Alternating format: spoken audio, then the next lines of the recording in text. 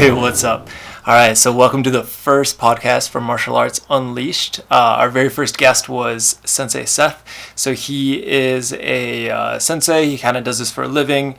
He's recently gone super viral for some of his stuff, like the bottle cap challenge. So he was some of the first people that first posted that. So we're going to be talking about going viral, some of the stuff that happens after you go viral, some stuff that some people might not talk about because not many people go viral. So there's some like post slump blues that you kind of get. So we get into that a little bit. We also talk about making a living doing martial arts. So there's a bunch of other stuff mixed in there and whatnot, but hopefully you guys enjoy this first episode. I would so sincerely appreciate if you guys shared this first episode of the podcast. There's going to be more coming. Hopefully we're going to be doing these regularly, maybe even have some like higher quality ones where I kind of use some of my professional mics, which are over there. But this time it's just going to be super fast. It's just going to be through Instagram Live. So if you guys missed that, you're in luck because here you go. All right, check it out. There's the man. What's up, man? What's up? So I was just apologizing sincerely to everybody, including you, because that was very rude. That's my fault. Basically was up super late working on a bunch of side projects and slept through both my alarms this morning. So that was super fun. No worries. All good. It happens. Went to sleep like 4 hours ago. So yeah. Gotta grind, man. Gotta grind. So how are you doing, man? Yeah. I'm doing terrific. How about yourself? Good. Thanks so much for your patience, man. Appreciate it. Yeah, no problem. Yeah, no, I'm doing well. Just excellent. sitting here at the gym. Yeah, it looks like you're at some sort of traditional dojo. I see a little old school like rice paper wall. We've got these things to keep kids out of like specific areas of the gym, and I was like, oh, that'd be a cool backdrop. So I knew there weren't any kids here. Nice. Like I literally just put it over here. Awesome, man. That's right. Very cool. So we got a great connection this time, guys. So it doesn't look like we're going to be anticipating any problems. So yeah, we are doing good. So let's maybe like just jump right into it. So recently, a bunch of your stuff has gone like super viral. I'm sure people are super interested in like how you go viral, some of the things that happen after you go viral that you don't really like think about. So we kind of were going back and forth on some of this stuff because it kind of it stinks, right? Like you get like all these followers, all these people are coming to you, and then it like flatlines and you get nothing. Yeah, I think it's a little. Oh, jeez, it's a little overhyped. Yeah, my bad. I think it's a little overhyped. I mean, it's cool for like that 2-week span, right? Like I had been posting for like a year, and then I had like one thing do really well, and I shot up from like 1,800 followers to around 6,000. Then I grew pretty significantly on my own, and then I had another one go really well, and it went like mainstream viral, not just like martial arts viral, but it went like World Star posted it, some basketball pages posted it, House of Highlights posted it, and what happened was when you go like mainstream viral, I think it makes it a little difficult because you get all these followers who aren't necessarily in your niche, and then like people who don't necessarily know what you're already doing, and it becomes interesting. It makes it does feel like it kind of flatlines after that, and then the people who did follow, who are kind of like normies, right? Tend to not want to be part of it anymore. So like you gain a bunch, you lose a bunch, or some highs, some lows. Emotionally, it takes a little toll on you, not gonna lie. Sure. And that happens pretty regularly. So recently in Instagram, I don't know if anybody else here has kind of switched over their account to like a pro account, so you can kind of see like who follows you, who unfollows you. And it's something that's kind of new to me is that it's pretty regular that people will follow and unfollow you, right? Because because they have like, bots that kind of do this stuff. So when you hit that explore page, there's just a bunch of bots hitting you, and it might not even be people that are unfollowing you. It could just be, like random accounts. And you see this kind of happening. You see like, like 100 follows and then maybe 50 unfollows. And that's pretty regular that you get about half people unfollowing you than you do following you when you're kind of like rolling and you're getting like regular follows and stuff like that, and you're on the explore feed and stuff like that too. And I imagine it's way worse too, like you said, when you hit like a mainstream and it's people that aren't necessarily into like martial arts, but they might have saw that one thing and they're like, "Ooh, that's cool. I might be into that." And then they learn that like, you know, maybe it's not their thing, or maybe they don't want it in their stream. Maybe they're more into basketball than they are. Totally understandable. Like, I get it. There's been plenty of times where I was like, "Oh, that's a really cool post," and I was into it. So it's not like it's like a morality issue.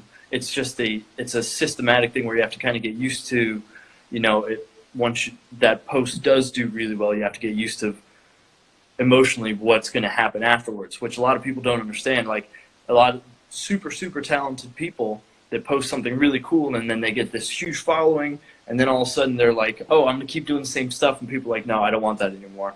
And then, you know, you kind of wonder, like, okay, like, did I say something wrong? But in all actuality, most of the time it's just interests, or, you know, the hundreds of, you know, however many people it is, not everybody's going to have the same interests as you are. It's one of those things that it takes a bit to get used to. Like, there's, I think, it was about a month where, like, I just lost followers, where everybody else, like, that is at the same levels that I'm at is usually gaining, like, a significant amount a week, and I was losing, and I was like, I just couldn't figure it out. So yeah, I think it's something people don't really talk about it a ton. Yeah, and unless you go through it, you know, it's kind of hard to understand. People are probably like, "Ooh, like, you're getting all these followers, you shouldn't complain," right. But it's like, it's different. You know? Yeah, no, and I totally understand that. Like, I get that. And I didn't want to complain. That was another thing where I didn't want to be like, "Oh, this sucks." Like, because like part of you feels that way, and then part of you is like, "Ah, no, this is actually really cool. Like, I just got this really awesome opportunity to grab attention and everything like that." Yeah, so if you guys don't know, Seth is a black belt in karate. Are you first dan, second dan, 12th dan? They're done. Okay, cool. Yeah. So he does practice martial arts traditionally. He has been doing it for a decently long time too. I'm sure most of the people in here probably know, but I figured I'd just fill them in. So thanks so much for joining, everybody. Nadia. Thanks for joining. I appreciate the tutorials there. Thank you. I work hard on those. I appreciate it. Yeah, cool. So for anybody else that wants to throw some questions in, I see a few kind of coming in. Right down there, you guys will see like a little question mark. If you guys tap on that, you can actually submit a question. And then when we're answering those questions, we can have them pop on the screen and stuff too. So if you have any questions, do it that way. It's a little easier to track, and that way we don't lose them in the chat. Sometimes when we're chatting back and forth, we might not see those questions. So go ahead and throw those in the question box, and if we have time at the end, we'll go ahead and answer those too. But yeah, so another thing too, as I imagine that you probably got a lot of because you did go viral.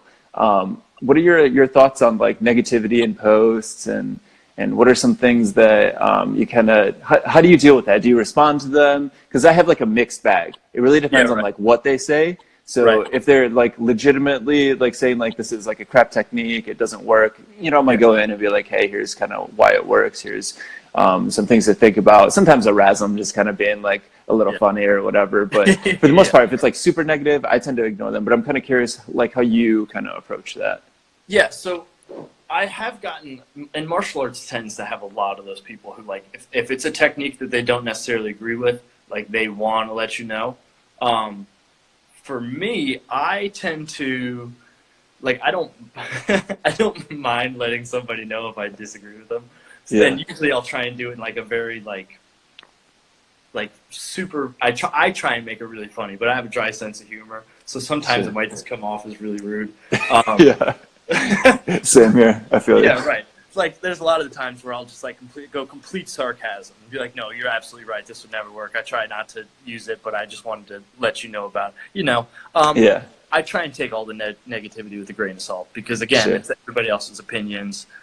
Yeah. Like, and there's people who are going to be strictly traditional where they're like, "No, you cannot kick somebody's head. It's impossible." And then there's going to be people who are like, like at a different league on different techniques. It's just I try and just take all negativity with a grain of salt, and then take all positivity with a grain of salt too. Like there's going to be people who are like, you are a god and you do this and that, the other thing, and I'm like, okay, cool. And then if somebody's like, oh, like you suck, like you're the worst, I'm like, okay, cool. You Yeah. know, I try and just keep my own headspace as much as possible. While I appreciate every comment, Sure. you know, I try and keep in my own headspace as much as possible. Yeah. No doubt, no doubt. Um, And so, actually, another, oh, sorry, go ahead. this Brad here, who just said usually they dissolve away behind their keyboard. One thing I love to do is be like, okay, you know what? Show me a better way. Show me a better technique. And Mm-hmm. usually what happens is they just don't message you after that. Like, I'll be like, yeah, send me a DM. Shoot me what you think would be better. Mm-hmm. Let's see it. And then usually what happens is they go away. Yeah, absolutely. Yeah, usually when you confront them, a lot of them don't realize that you're actually going to respond or that you even read the comments, right? Because most people don't read the comments. And you and me both are, we follow a dude named Gary Vee. He's a really smart guy, knows like a lot of his stuff. And one of the things he talks about is basically responding to all the comments that that you're, I guess, basically receiving. Because the way that he kind of puts it is, you know, if you're through like a party for people and everybody came to your house and then you just like pieced out, like that's basically what it's like when you post this content, right? And like you don't respond to all these comments. Yeah, no, half the time what'll happen is, especially if it's like one of my tricks, they'd be like, this isn't that cool, or, you know, something like that. And then I'll respond and be like, no, I really liked it. And you're like, well, okay. That's fine. Yeah. People are interesting like that. It's cool though. For sure. So another thing that I see happening quite a bit too, and it's funny because you and like a few other people that I kind of interact with, if I see people like reposting their stuff, I'll just be like, hey, good job, Sensei Seth, or you know, so and so for doing a great, because like they just don't credit people. How do you deal with that? Because when it's your content, it's another one of those things that's kind of hard to understand unless like you've had it happen to you. But how do you like kind of deal with people like reposting your stuff, not crediting you, just kind of like throwing it out there and kind of taking advantage of it that way? Yeah, the thing is with that kind of stuff, usually I don't see it. Like if I don't get tagged, I probably don't see it unless somebody like you like helps me out in comments or anything like that. That's why I try and put my tags. That's the issue with like putting my actual tag in the video itself. Is if I put the tag in the video itself, people don't want to share it as much for whatever reason. But if I don't put the video in the tag, then if people repost it, then you know I don't get that. Honestly, it's not. I can understand how it would upset people, and I get bummed from it every now and then. But for the most part, it's whatever. You know, I'm not paying for it. Like I'm not. It's a free platform. I get all this love for, you know, without having to spend any money or take any extra time out. So any extra publicity is cool, and if not, it's whatever. You know, it's going to happen regardless. I try and just take it with a grain of salt. It gets a little frustrating because it is like it's trying to use other people's stuff that they know is going to work, and then use it for their own good. So it can be frustrating, but I try not to think too much about it. Yeah, right on, cool. So we got some questions rolling in. So thanks for asking those guys. We're gonna wait until the very end to answer those. We might maybe mix a few in there, here and there, but I really appreciate you guys throwing those in too. So thanks for that. Looks like we got a lot of different countries in the chat too. Got people from the Middle East. We got people from, seeing a bunch of different countries in here. Cool. So let's see here.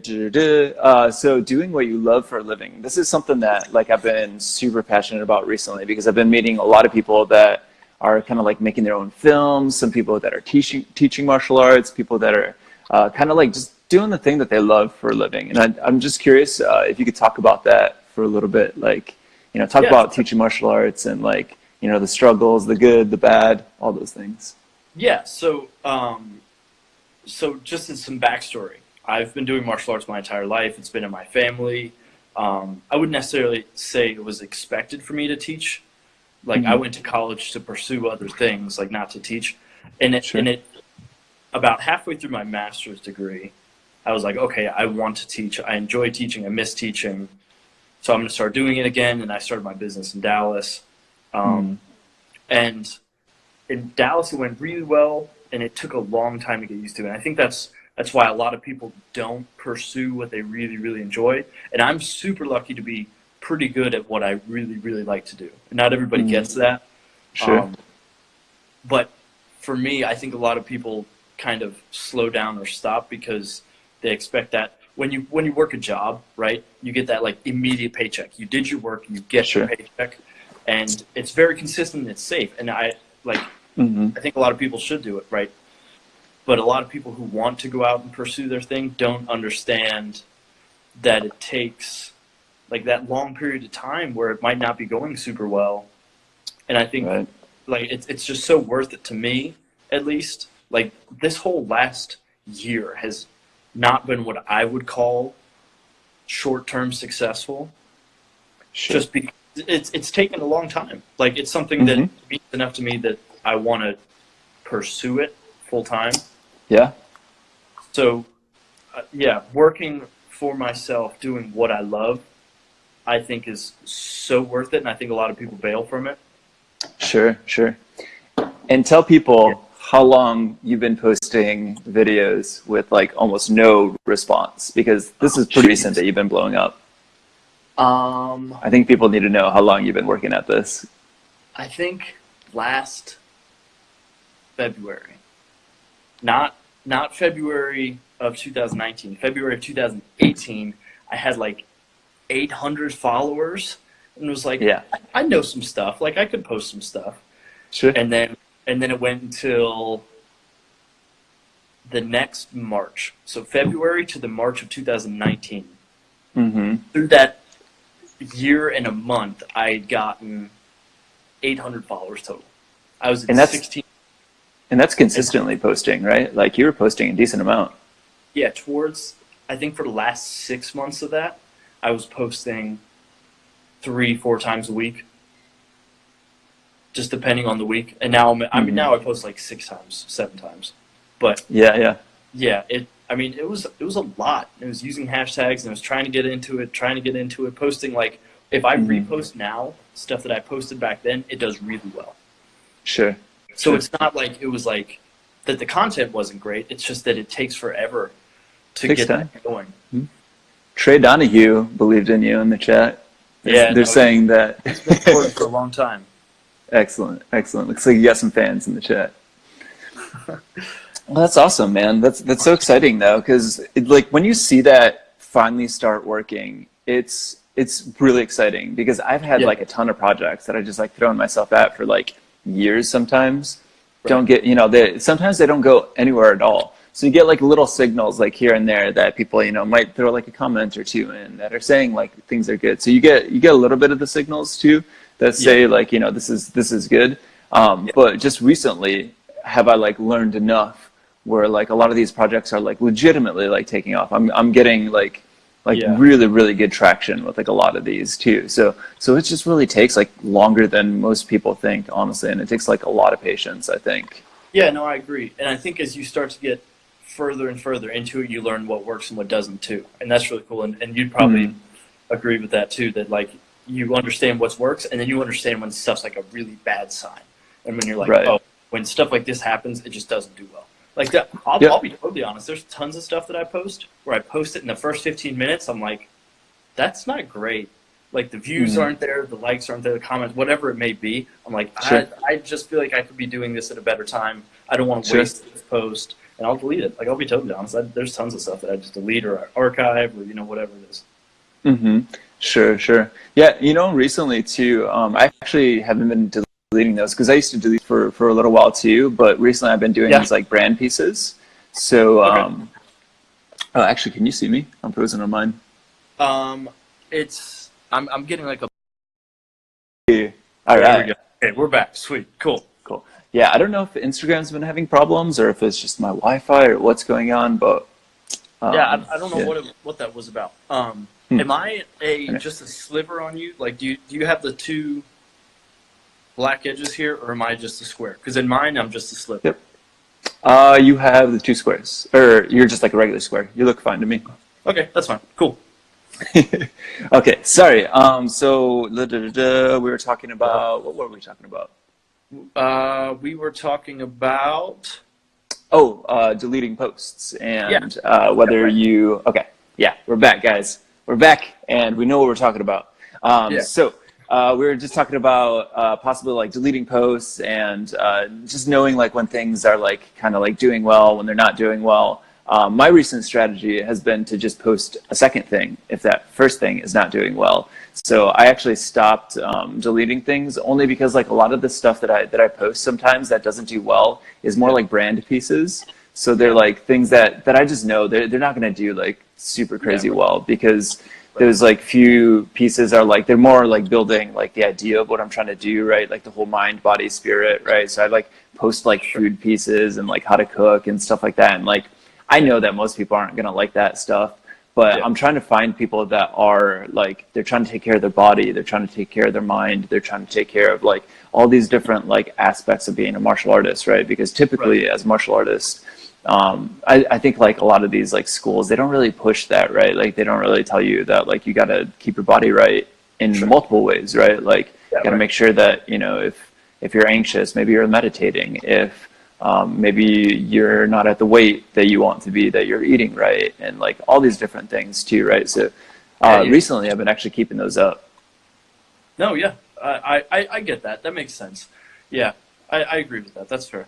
Mm-hmm. And everybody just kind of treats it a little bit differently too, right? So it's like it's not that like one way's right, one way's wrong. It's just in my opinion, like I just recently been like I stopped doing that only because I can just post a second thing, and for me it's a lot easier, right? Because it feels like my own personal content. Like I gotta literally like make a whole nother piece and blah blah blah and stuff like that too. But even those ones that I don't delete, you know, a lot of times like they might end up going viral later too. It's like there's like weird things that happen in like the algorithm where something might not do well like right away, and then like 2 days later all of a sudden it's at 100,000 views, and I'm like, wasn't expecting that. It wasn't giving any signals that it was going to go viral, right? But just like some weird share happens, right? Like some big martial artist might share this on their story, and then all of a sudden, you know, this thing blows up. So that's how it went for me with the bottle cap challenge. I had actually both of them that did really well. So I had friends who were like way bigger than I was and were nice enough to share it. The bottle cap challenge was Hanato Laranha, right? Mr. Laranha. He shared the bottle cap one, and then a bunch of other people who follow him shared that too. And that's kind of like usually it's just word of mouth stuff. It just goes right. As soon as somebody starts talking about it, it does really well. Yeah, and it's crazy to see like how much that blew up. Like not only Instagram, but that was on TikTok, it was on Twitter, it was on Facebook. It was I wish I was on TikTok then. I've just recently started trying TikTok.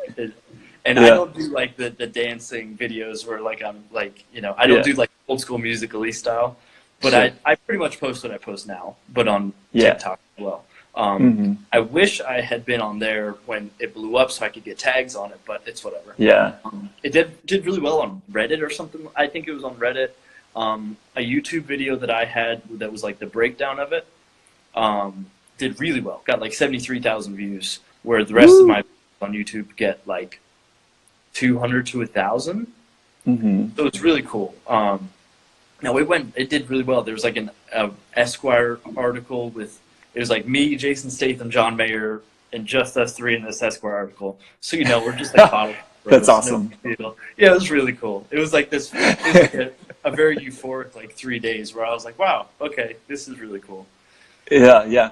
People sleeping on that Instagram, man. Same with TikTok, dude. That's why I jumped on TikTok, because I was like, I started like posting little things here and there. I have like test accounts all the time. So I'll just like post stuff, see how things are going. And then if I see like a decent amount of traction, I'm like, let's do this. And I saw it with TikTok where I was like, what just happened? I posted one thing and it got like 500,000 views. I was like, this is insane right now. Right. No, I like just made a profile like a week ago on TikTok. If you're on TikTok, follow me at Sensei_Seth. Shameless plug. Do it. But I posted something. I think it's at like 50,000 views right now.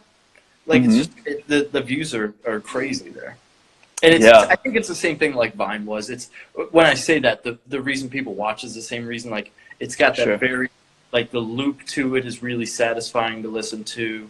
That's why I like the bottle stuff, is because it's really appealing to senses, stuff like that. Yeah, and your content like works perfect in TikTok. In fact, I think your content works better in TikTok than it does Instagram, which is kind of funny. It's quite possible. I think that it could be really cool, like especially throwing the music over top. I think you'd do well. We'll see. My prediction is that in 4 months,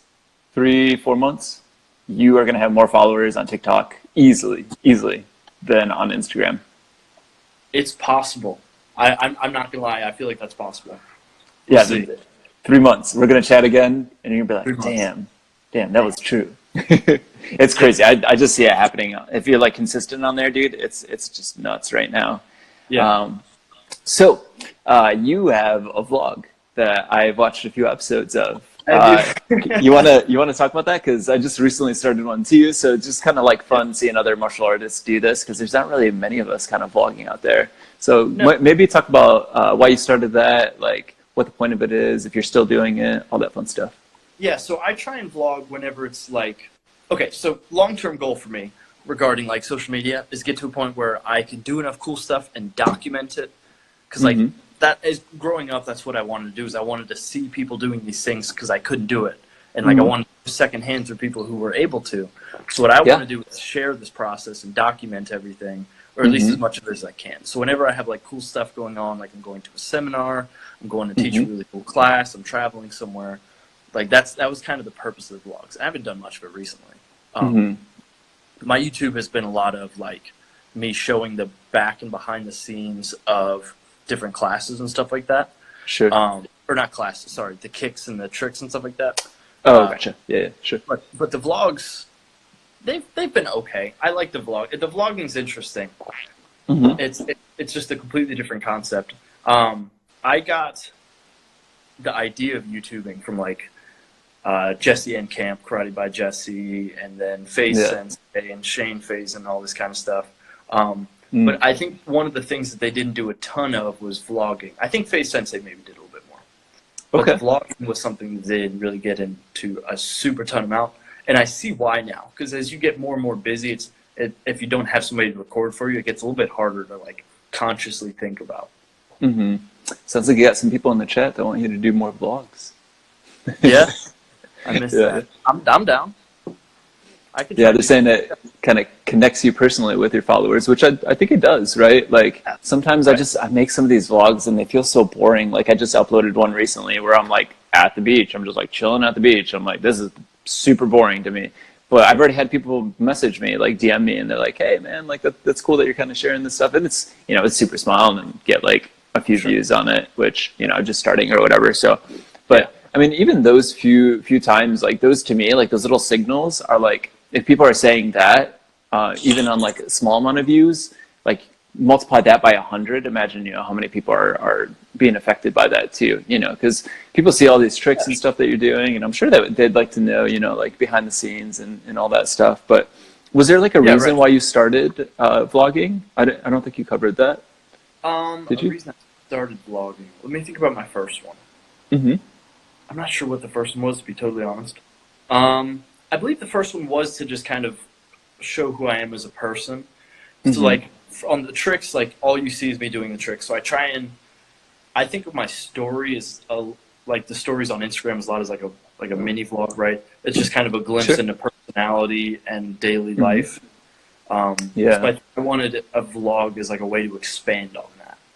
I'm trying to think what the first one I did was.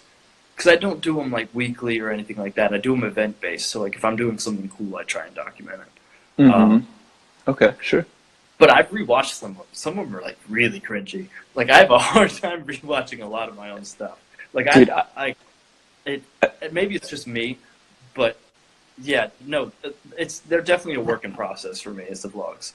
They're not bad, dude. I've watched some cringe ones. There's definitely cringe ones. Yours really aren't bad. I feel like we're just always our own worst critics. Like I do the same. I look at mine and I'm like, oh, what was I thinking there? Like, why did I put that cut there? Why did I say that thing there? Blah, blah, blah. Right. And like the more that I'm doing it, the more I'm like, meh, whatever.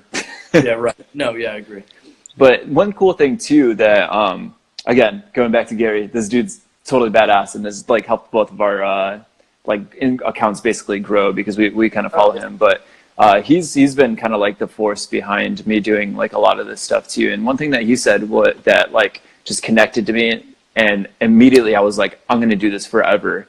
He said that we're basically like the first round of people that are going to be entirely on the internet. So we're going to be immortalized. So we're going to be the patrons of like our families, right? Because we're going to be like, they're going to be like, oh, what was great grandpappy like? And you're like, oh, you can go to this old ancient site called YouTubearchive.com. And you know what I mean? And then like you can watch this stuff. And so like great, you know, generations and generations and generations down the road are going to be able to watch this stuff. Because imagine somebody's going to archive this, you know, even when YouTube goes away, which inevitably will. People are going to have other websites, you know, like what is that one website? It's like the Web Archive or whatever, where they archive the entire internet. It's insane. Sure. But so this stuff's going to be up there forever. So like your kids are going to see this, and your kids are going to see this, and that's pretty amazing. You know? It is really cool. And I think actually now that you mentioned that, another reason that I wanted to start vlogging was because it's kind of off topic, but I talked about I did a live another day or two ago, and somebody asked me if I got picked on in like high school or anything like that for doing traditional martial arts, and my answer is like absolutely yes. And one of the reasons I want to start vlogging and you know and documenting everything like that is I want to be in the process of like making karate like cool again, like it was in the 80s, like what Muay Thai is for people now, where it's like, oh, this is the way to do it. And then everything else, like if you did karate as a high schooler or as a middle schooler, like you might get picked on. And what I want to do kind of is give kids that sense of normalcy, like, hey, you do this, I think this is cool, you think this is cool, if you enjoy it, do it. And I think that's one of the reasons I want to get into it, is just to kind of share that sense of normalcy to it. Yeah, absolutely. And you know what's, I've been talking to my sensei about this specific thing too recently, because there was like this whole, like karate got like huge, and then it kind of turned into like a nerdy thing.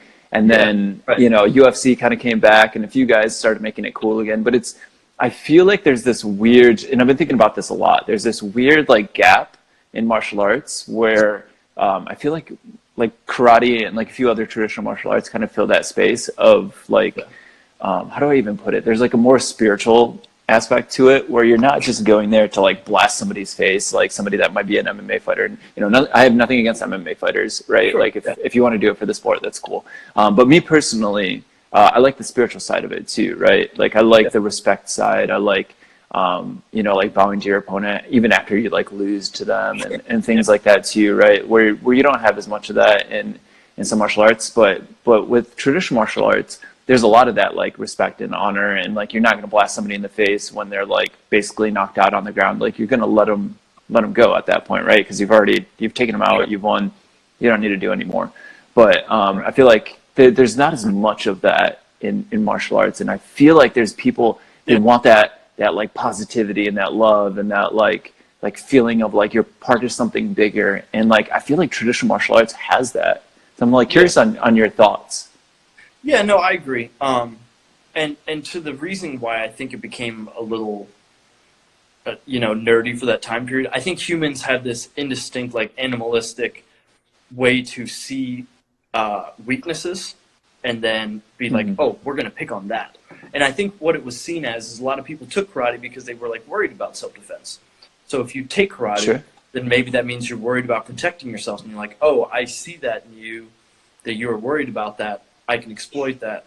Because like especially growing up, like kids don't want the focus to be on them. They want the focus negative-wise to be on somebody else.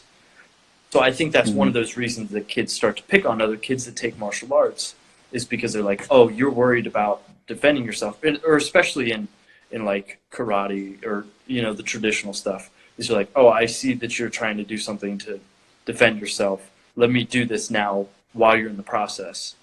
You know, it's people are very animalistic like that. I think it's this weird concept that people like see it and they're like, oh, like kind of like a dog does the same thing. Yeah, I think it's interesting. As for the traditional stuff in martial arts, yeah, no, I agree. I think that a bit of the tradition of respect and integrity has gone a touch. I think there's tons of people that still have it. And that's the thing about it is that you don't hear those people as much. You hear the people who are super negative. And yeah, no, I think that there's a decent bit that's gone. But I think there's a lot of people that still have it, just don't talk as loud as the people who Yeah, and that's one cool thing about the platform that I currently have right now is I can kind of push on a lot of this stuff too. Yeah, So I right. have like there's so many people doing amazing things. You have like Team Red that's doing like all these amazing things. You have Right. oh god, I forgot what the other guy. I'm actually hopefully going to do an interview with him soon.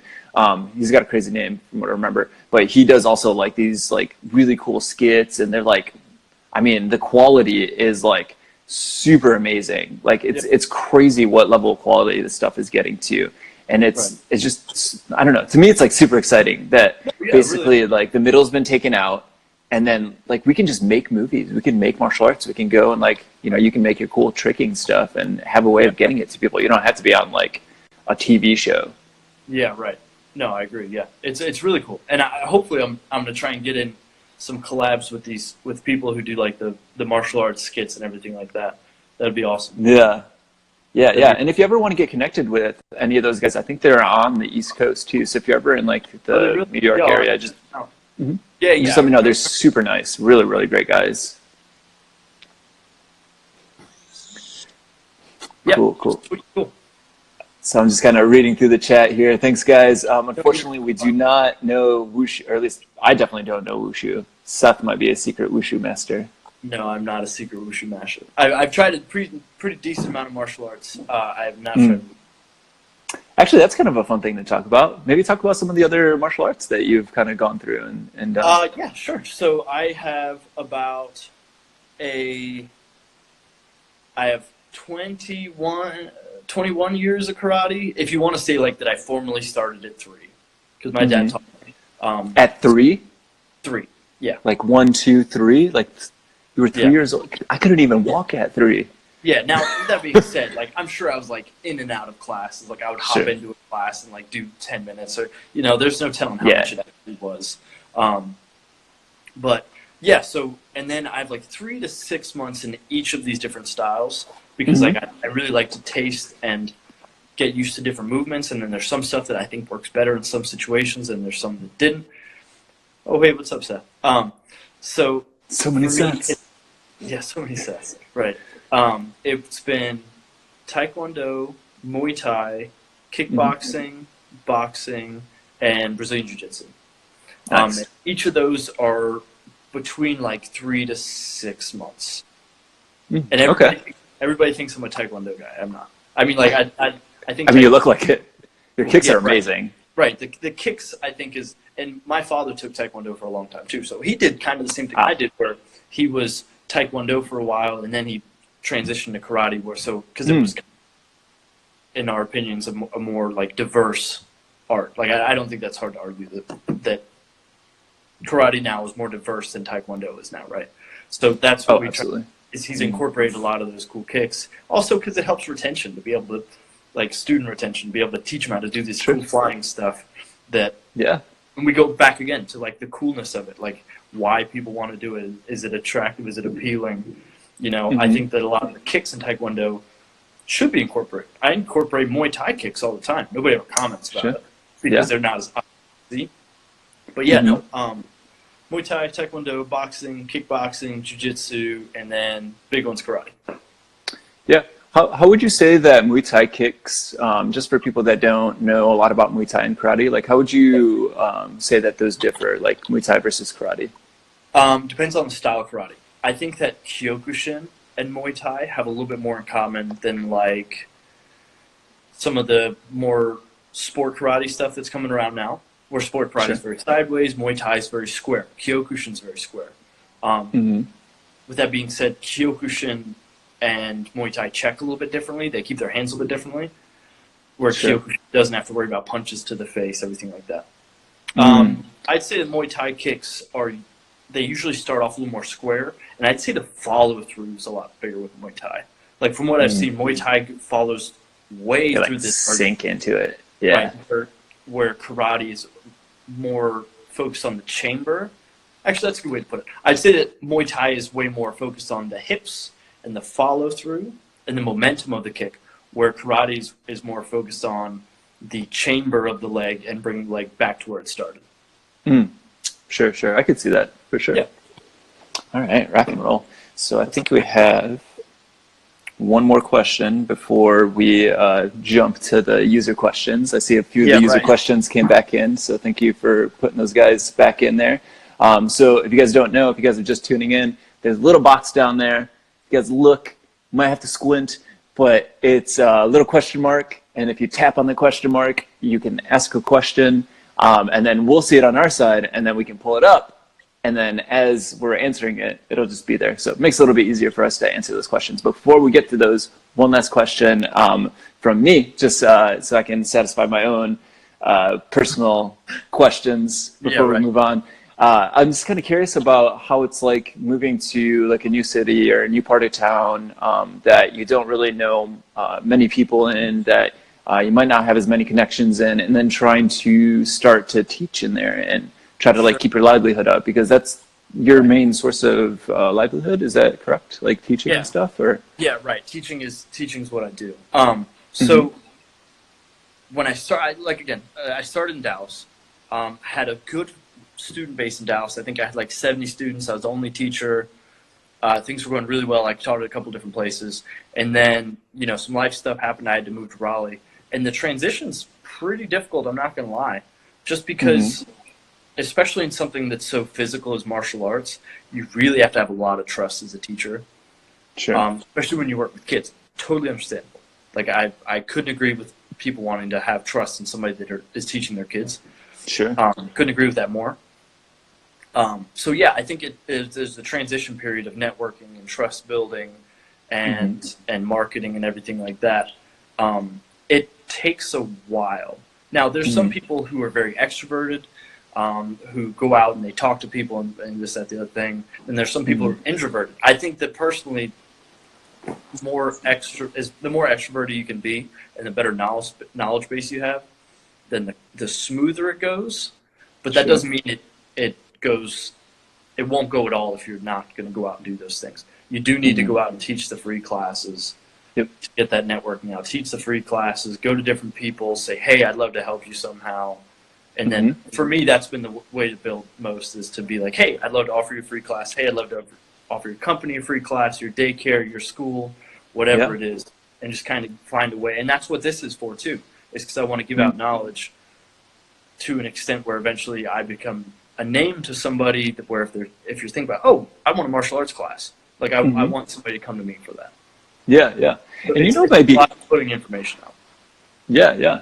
And one thing that I've personally been trying to do, and this is like on my own side thing, and I want to try to do more of this, and I think that yours would actually be way more like interesting if you were to kind of like show how this is being done, because mine is very like long form, like it's going to take me probably like 5 to 10 years before I get to where I want to get to, whereas like yours is like immediately. But I'd be curious to see like some of the videos of you like explaining like how you kind of built that stuff up, and like how you're kind of getting work and the struggles of that, and like being rejected at some places and then getting like another place that like does respond, and like what the difference between the two were. Maybe there wasn't any difference, right? Because like my goal is to try to get as many people to start dojos as possible. And that's like my ultimate like 5 to 10 year goal. Like when I get to the end of this, I want this like full process of like how you go from being like okay at martial arts, which like I feel like I'm at. I mean, I've been training forever, but I feel like I'm like, I'm okay, right?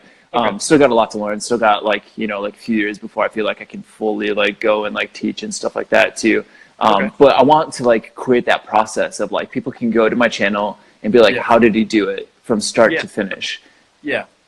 And that's I kind of touched on that in some of the vlogs where like I went into, hey, I had this meeting today, we talked about this, and you can't go into too much detail when it comes to that kind of stuff, because you don't want to rub anybody the wrong way. Worse, if they see it and they're like, oh, you thought about it this way, But no, I've thought about doing like a breakdown and saying, okay, this is everything that I did to get to where I am. Actually, it's not a bad idea. I might do a video like that where I just break everything down and say, I went through this, I went through that, this worked, this didn't work, this worked, this didn't work. Yeah, that's not bad. You really should. Yeah, because like I feel like there's so many people that would like benefit from it. And maybe that's not your goal. Like that's my own selfish, like I want to know how you're doing it, because then I'm just gonna copy you. But I mean, that's like usually how I run like a lot of my stuff. It sounds like super shady, but a lot of times, and this is how like artists in general work, right? Like I learned this by doing art, is that I will just take something that's working. I'll either take the person apart, see how they're working, or like I find like the best people in the world at these things, and then I just copy them for a little bit, right? Like I usually don't like post any of that stuff. I don't like put it out into the world, but I'll just like copy them for a little bit, right? So if I'm trying to learn how to draw, like I'll go and draw in a style for like a few months, and then I'll do that thing for a little bit, and then I like kind of release that and stuff too. So I don't know, there's I feel like there's a lot of like interesting things that I feel like people could kind of like learn from just like watching your videos and being able to like go through that process. Because I imagine there's a lot of people that want to start dojos, right? Or don't even know that there's like this style of karate that's like actually realistic, right? Because I talked to some people in the chat that we have too about this stuff, where traditional martial arts has gone a little away from like the realistic stuff, which is really unfortunate, right? Like you get like traditional guys and you put them in an MMA ring. And in fact, this happened to me when I was 16 and I got destroyed, and just totally like this MMA fighter. I was like, yeah, I'm good at point sparring, blah, blah, blah. And like thought I was invincible. And this dude wrecked me. Like I had no idea what I was doing, right? Like especially when they take you down to the ground. You're well versed when it comes to that kind of stuff. Yeah, especially that. Do you mind if we touch on, somebody just left a comment. Bully at your school keeps picking on you. Can't do anything because he outmuscles you. Is he actually putting his hands on you, or is it verbal stuff? If it's verbal stuff, I would really recommend that you try and look within yourself and kind of understand that, like, if it's just words, like, no words are ever going to change your value as a person. Like, please understand that. And if he's putting his hands on you, I'd talk to your instructor and be like, hey, okay, it's both. What he's doing is his way of trying to release some sort of thing he's got going on inside. So there's different ways you can go about it. You can try and talk to somebody. You can try and talk to a teacher about talking with him, with someone else. A lot of places have like school counselors. Now, a lot of it will feel like it's digging a bigger hole. There's like a very fine line with bullies. Sorry, I really just super changed the subject here because No, this is great. With I love it. Primarily, so this is like something I really roll with it. Yeah, please do. This is very interesting to me too. So if you do have a bully, somebody is putting their hands on you, it depends how far you are in the martial arts. Because if you're super early, anytime I teach a class, it's like a one-off class. Like this is a self-defense class. Immediately at the very end, I say, you are not going to be able to fight somebody right now. Like, don't go out picking fights. Don't go out, like... Smart. What you can do is start, if you say, okay, I took 3 months of martial arts, I'm going to fight this guy now. And you can get yourself seriously hurt a pretty decent amount, but at the same time,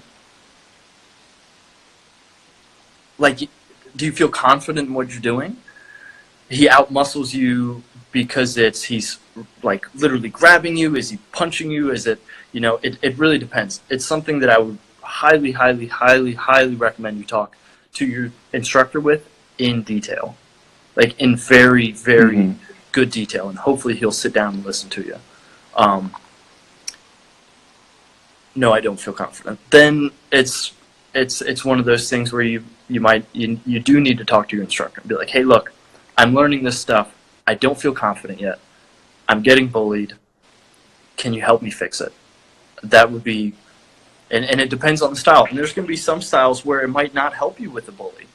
Like there's some stuff where like, if you practice not hitting each other in the head, you're going to be kind of putting yourself in a bad situation when it comes to actual confrontation. So that's one of those things where you have to kind of really have an honest conversation. But yeah, okay, sorry. I just want to touch on that. My bad. No, this is sensei mode real quick, but yeah. Yeah, I think that's stuff that this is great for me because I don't really know how to approach those situations. Sure. Because I'm like very old school. I like grew up in a rough kind of neighborhood where people picked on me like every week basically, and I would like get in fights like constantly. But unfortunately, that's not like really good advice to give to people, is to like just like go and fight. Unfortunately, that's what I had to do. But we've talked about the philosophy behind it before, where like somebody said, "Well, just learn a different style of martial arts." In the comments, well, you could do that, but then maybe you missed out on what you were going to learn. Mm-hmm. Like there's so much different stuff. And I haven't been in a street fight since I was in like middle school. And it's because I've learned everything I've learned I don't need to do these things. I haven't had to fight. I've been in situations where I could have, I could have just gotten angry and punched somebody. I could have reacted violently. I could have let the guy get close enough to hit me. But instead, I've learned how to keep myself out of those situations. Yep. So yeah, a lot of times it's not even worth getting into, honestly. Most times it's not worth getting into. And I understand school. School is very prison-esque, where like you're locked in this one room with this person. Like you can't necessarily just switch everything. You know, you could like change schools, but it's so drastic. It's tough. You have to have an honest conversation with whoever's teaching you to defend yourself. Yep.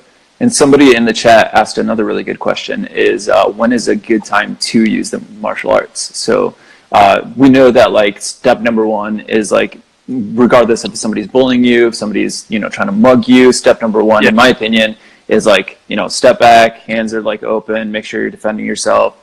But always use like word karate first, right? Like you're always making sure that you're trying to diffuse the situation. Because sometimes, if you're at a bar or you're somewhere else, like even not at a bar, like somebody might be like not intoxicated on, alcohol, or, they might be high, whatever, but there might be other reasons too. They might actually be, intoxicated by like rage and anger. Maybe something really terrible just happened in their day and they might not be a terrible person, but they just, like happen to lash out. And like, there's a responsibility, like as you as a martial artist too, like that you have to like step away from this stuff. But when would you say that is like a good time to like, okay, it's time? It's really hard to tell. It's super situational, right? And this person also just said, I've been doing it for 8 years and people trying to get you to fight. When I was in high school, middle school, everybody was like, you should fight this guy. You should fight that guy. You should fight this guy. If they don't know the dangers of it, and it's no danger to them. So it's really easy for me to say, hey, go fight that guy. And like, I am not going to get hurt because of it. So if you have those friends who say that, just be like, look, I'm not going to do that. Right? When you have to, So I would rather not have the other person throw the first punch. Like if I feel threatened enough, sucker punches happen all the time. I'd rather not get hit by the first punch. Like I would much rather be proactive in those kind of situations. Where like if I can get my hands on you, if I can do something that's like not gonna hurt you long term forever, chokes. I think that's why I think jiu-jitsu is very important too. And being able to stand up and wrestle, whatever it is. It's super situational. It's really hard. It's one of those things where you need to have a long-term instructor in order to get the most out of that question, I think. Yeah, for sure.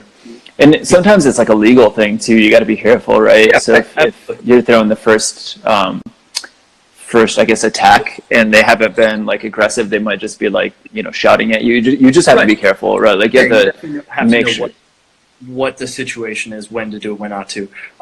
One saying that I always thought was really interesting, and I kind of like it, is it's better to be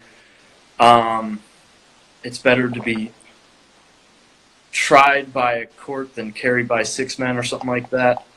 I can't remember exactly. It's better to have a court date than a funeral date, Yeah, absolutely. Yep. Yeah, and I've known people that have been stabbed and that have like been mugged and like, gunpoint and knife point. LA is like, it's a crazy place, man.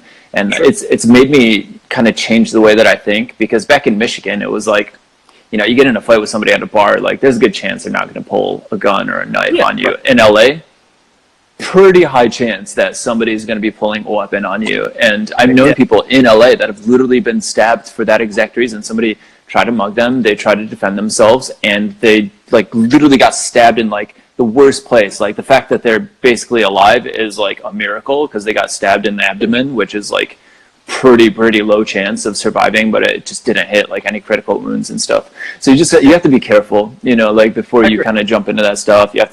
There's like so many different levels, and I think that your advice to like talk to your instructor or somebody that might know you better is like really good advice, in my opinion, too. So definitely you want to talk to somebody that like knows you well, that knows the situation well, that kind of can like fill in the blanks, because it's hard for us to give you really good advice just because yeah, exactly. there's so many factors to it, you know. There's no Spark Notes for martial arts. Mm. Did you have Spark Notes growing up? Maybe it was just me. Yeah, for sure. Yeah, there's no Spark Notes for martial arts. Yeah, in case people don't know what Spark Notes are, they're basically if you forgot to read your book and you got to do a book report tomorrow, you read Spark Notes because it tells you what is going on. I used a lot of Spark Notes. You looked like you were about to kill a man. You just like unraveled this thing, like yeah, just a charger. Yep. Let's see if I can get the balance. Sorry, Eric, you almost got 5. Eric got stabbed in school. Jeez, man, that does not sound fun.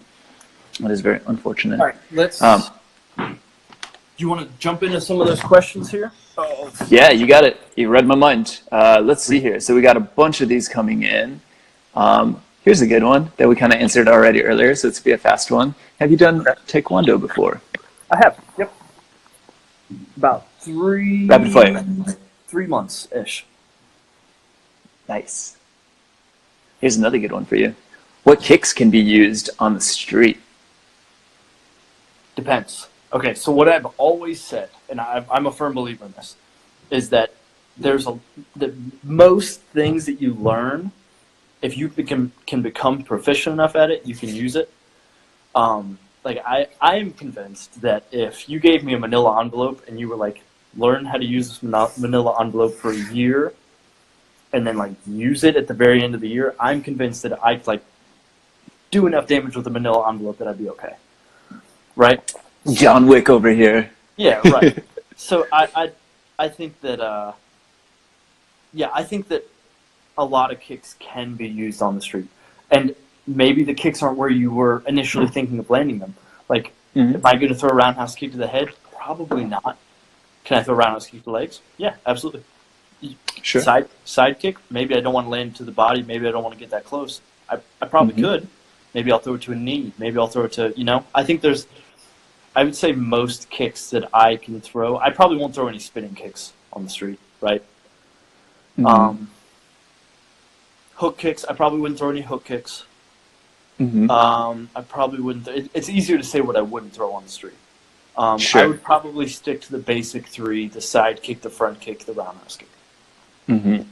Good answer. I think those are very solid, especially if you are not super flexible. A lot of those high kicks are, on top of the fact that it depends on what you're wearing, right? Like if I'm in jeans, good luck trying to get a high kick, right? So it's like, if I'm wearing stretchy pants, okay, maybe I can probably get that kick off. No, it's totally situational. Cool. All right, next one. How do big accounts share your videos? Do you have to send them the original? It's a good question. This would probably be one that's better for you.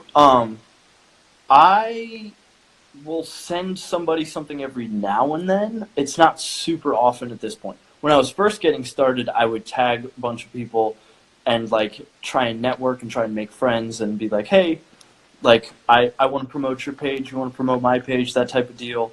But as far as the actual process of having it shared goes, I'm not sure. Like the really, really big page like World Star, everything like that, they'll reach out to you and be like, hey, is it okay if we use this? Can I get verbal consent that you're okay with using it? Sure. And that they probably have an app where like you can repost through there. I'm not entirely sure. That one's probably more for you. Sure. So I think it's interesting to hear both sides of it. So I have a very detailed answer, so I'll try to make it super fast. Number one, there's tiers to it. When you're really small, you don't have a lot of followers, typically what you want to do, people won't find you. So you want to tag the person that you want to repost this, so you can tag them in like the little tags. Also tag them in the description too. So sometimes I see people tag me in the description. Sometimes I'll go to my tagged videos. And for Follower Fridays, I literally just pull from my tech videos. Like that's all I do. And then sometimes if people send them to me directly, then that's how I send it. So once you get to like a higher level, people just find you. You just use hashtags, and that's basically how people discover you. I still think that it's a good idea to like tag people and to like send your stuff, but don't be annoying. Like I get so many people that like, Seth, you're like super respectful. Like when you send stuff, you're like, hey, I got like new stuff. Like check it out, please.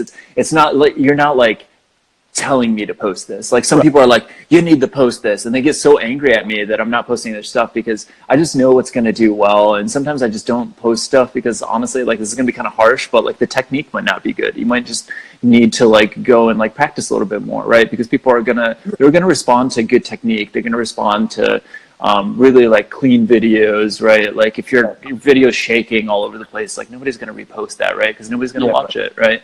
So it's like you have to entertain people, but it also has to be like, you know, something that's going to do well, right? So don't be annoying. Like make friends with people. Like we just chat about stuff. Yeah, like we chat back and forth. I chat with a bunch of other people, and I've built relationships with them because of that, right? So like just try to be nice with them. Make sure you're commenting a lot on their posts. Make sure that you're tagging them in those posts. Like it's not going to happen magically, like you said, right? Like you got to tag them. One great tip is a way you can get another page to grow is you can share when they share your stuff. You can comment on stuff that's not yours. Like if it doesn't benefit you at all and it benefits the other person, and this goes for anything really. But one way to get people to help you out is help them out without asking for anything. Absolutely. And I think so commenting on bigger pages stuff, being like, hey, this is a great post, and then tagging them every once in a while, being like, hey, I've got this thing that I think is really cool. If you want, would you post it? I think that's the way to go. And in the bigger accounts that like actually care about their users, like we read those comments. Like I try to respond to every single one, and I know you try to do the same too, right? Yeah. Like we read your comments, guys. Go and comment on stuff. I respond to, I'd say 95% of comments. It's probably pretty close. It's way up there. There's days where like I just am not able to do it, but for the most part, I try to. Right on. Cool. Well, I think that we answered that one pretty well. So the next one is, do you train people? Do I train people? Dogs only. Dogs only. Yes. Dog karate. Dog karate. That's right. No, I do. I train. Yes. Cool. Yeah, you are a teacher in many places. You used to be in Dallas, and now you are in North Carolina, correct? Yep. Virginia, then Dallas, then North Carolina and Dallas at the same time. Or North Carolina and Virginia at the same time. Until eventually it's busy man. Yes, busy man. Yeah, a lot of people. All right, so we're going to go rapid fire. Okay, yep, let's go. Sorry, go ahead. No, go ahead. Sorry. A lot of people don't know this. I teach in North Carolina and Virginia. I live in Virginia because the rent is free, and I drive to North Carolina 3-4 times a week to get those classes in. And then I'll drive back to Virginia. There's plenty of days where I drive an hour and a half. I teach 2 classes in North Carolina. I drive back to Virginia. I teach another 3 classes. Like the grind is real right now. It's like people need to take note of that. People need to take note of that. I think people think this magically happens, but you're driving to a different state to do what you love. That says a lot. Yeah. Also, what's up, Charlottesville? Hey there, James. Nice. Okay, got some neighbors. Cool. Let's go. Next one. As a beginner, where do I start if I want to learn your kicks? Well, if you want to learn the kicks that I do, I would recommend.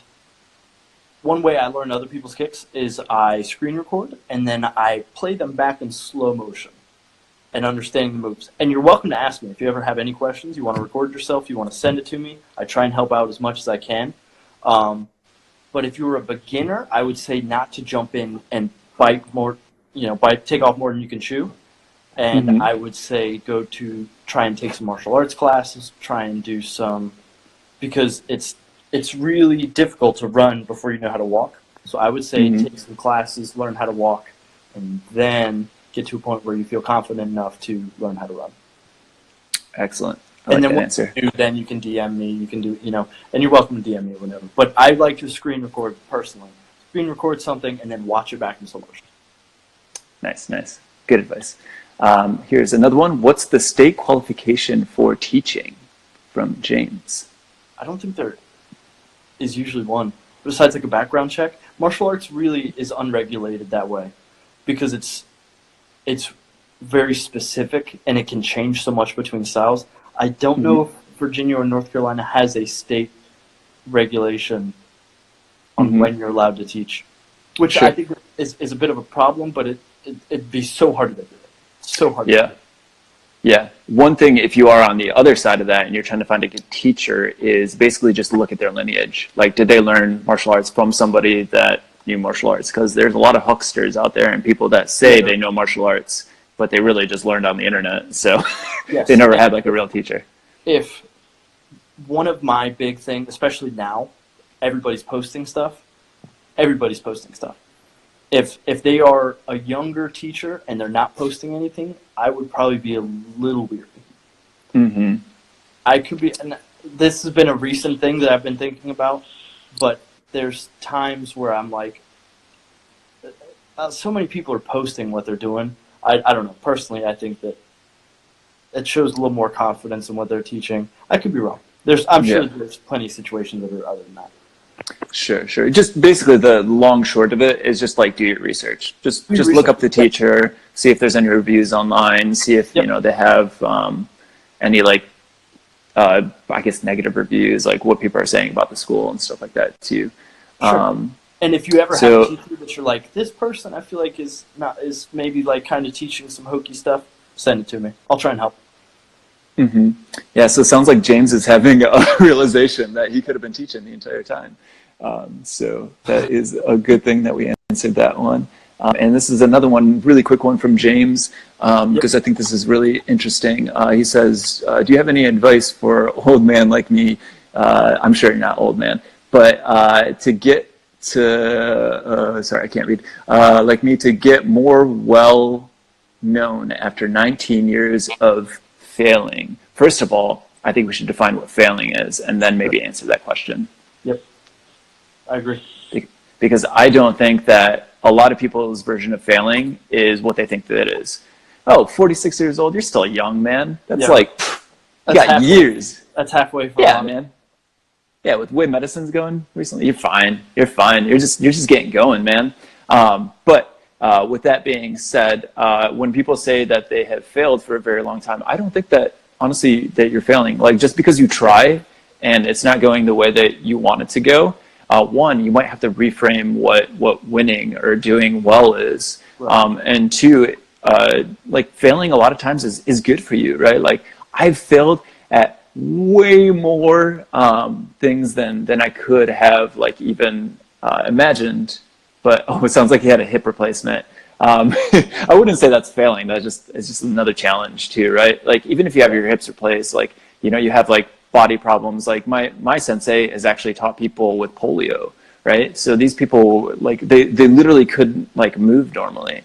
So he'd teach him like how to use his hands, how to get stronger, and eventually he tossed his crutches and he could walk and stuff too. So I think the human body is, you know, also does a lot more than people realize that it can do, right? Like, even if you can't move your lower body or your hips are kind of like messed up, you can still use your hands, right? And you can do a lot with your hands too. You can put people in arm locks, you can block, you can do like a ton of stuff too. So I don't think that's like, you know, I wouldn't define that as failing. If anything, I would pat yourself on the back for still doing this stuff after so many years. Yeah, absolutely. All right, let's see.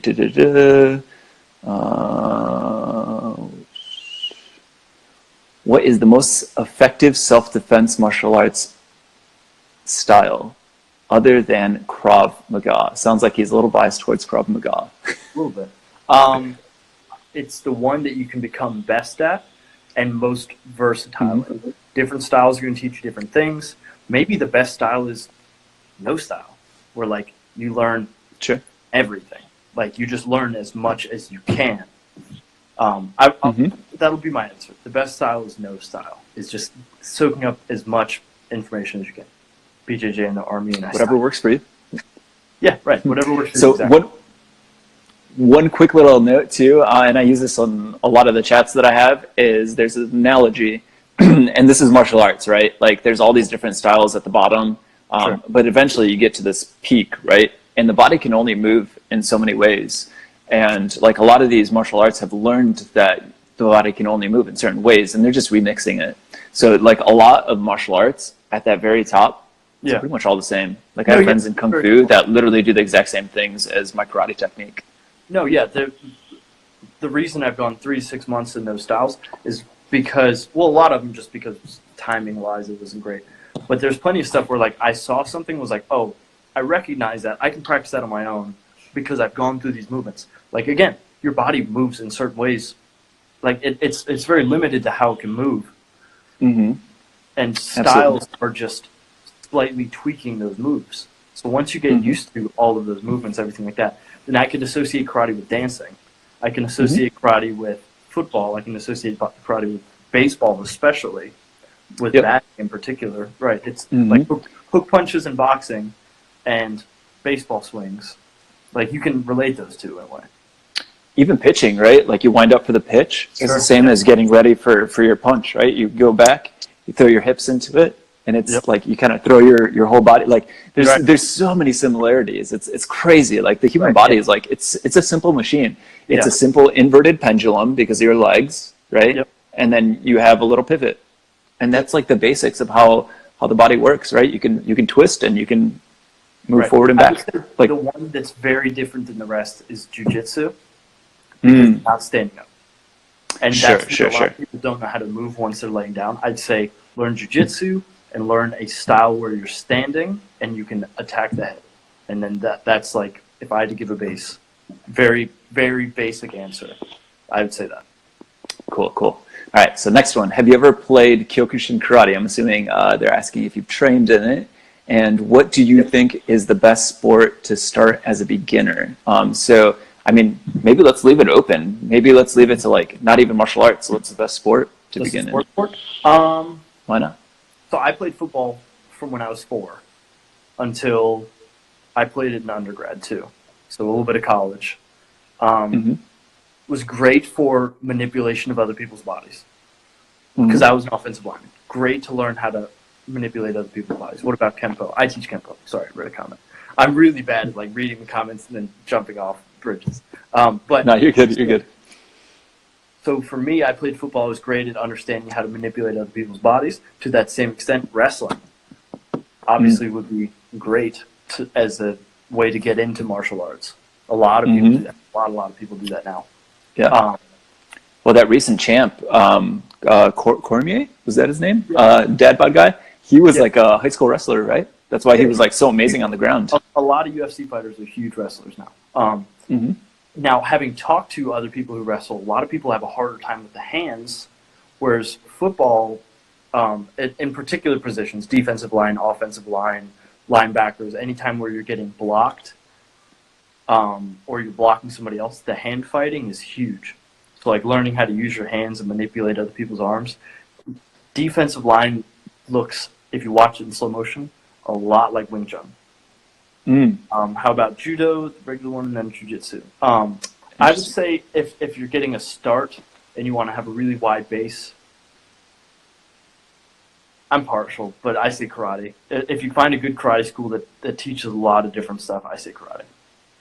You got to find the right kind of karate schools because there's a lot of hustlers out there as well. And this is something that I'm super passionate about because I feel like karate has a bad name for it. Like your style. And there's another dude in the chat that we kind of like hang out with, Noah. I'm sure you've kind of seen his posts here and there.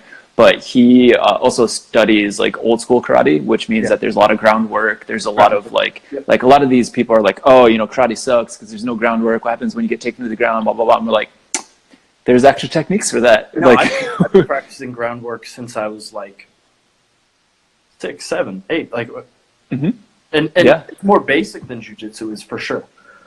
Yeah, but there's like this weird. Like, oh, sorry, go ahead. Well, we practice way more basic stuff, but it's not a sport for us. So we are this is strictly self-defense. Like a lot of jiu-jitsu schools will practice for sport, they'll practice for self-defense.